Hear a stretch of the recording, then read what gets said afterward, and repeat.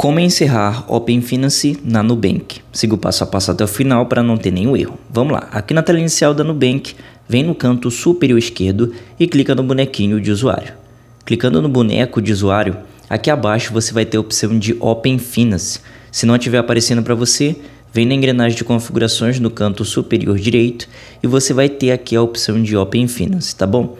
Mas aqui no caso o Nubank facilita muito deixando o Open Finance aqui abaixo. Vamos clicar em Open Finance. Ele mostra aqui o que está conectado, no meu caso o Mercado Pago.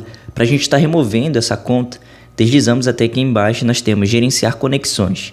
Aqui em Gerenciar Conexões você tem a primeira opção de dados enviados e recebidos. Você vai clicar nessa primeira opção, tá bom? E aqui ele mostra o Mercado Pago. Clica em cima da conta que você quer remover e aqui no canto inferior direito você tem Encerrar Conexão. Clica em cima e ele mostra, ó, combinado, então é só cancelar a conexão.